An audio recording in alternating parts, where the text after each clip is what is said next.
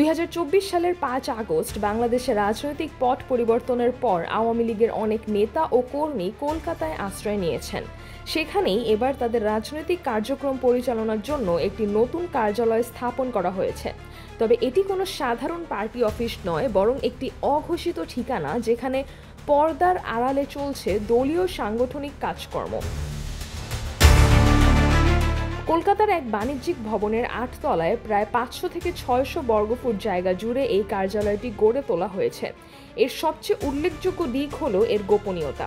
বাইরে কোনো সাইনবোর্ড নেই, যা দেখে বোঝার উপায় নেই এটি একটি রাজনৈতিক দলের অফিস। এমনকি ভেতরেও নেই বঙ্গবন্ধু শেখ মুজিবুর রহমান বা সাবেক প্রধানমন্ত্রী শেখ হাসিনার কোনো ছবি। এর উদ্দেশ্য হলো সব ধরনের নজরদারি এড়িয়ে নির্বিঘ্নে দলীয় কার্যক্রম চালিয়ে যাওয়া। এই কার্যালয়টি মূলত ছোটখাটো বৈঠক, দলীয় যোগাযোগ এবং সমন্বয়ের কেন্দ্র হিসেবে ব্যবহৃত হচ্ছে। এখানে নেতাকর্মীরা নিজেদের মধ্যে আলাপ আলোচনা করেন এবং সাংগঠনিক কৌশল নিয়ে ভাবনা চিন্তা করেন। তবে বড় পরিসরের কোনো সভা বা সমাবেশ করার প্রয়োজন হলে তারা রেস্তোরাঁ বা ব্যাংকোয়েট হল ভাড়া নিয়ে থাকেন।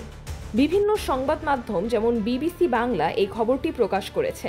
এটি মূলত আওয়ামী লীগের বর্তমান রাজনৈতিক পরিস্থিতির এক নতুন চিত্র তুলে ধরে, যেখানে দেশের বাইরে থেকে দলীয় কার্যক্রম চালিয়ে যাওয়ার চেষ্টা চলছে। সিজরাতুল আভা, দৈনিক আওয়ার বাংলাদেশ।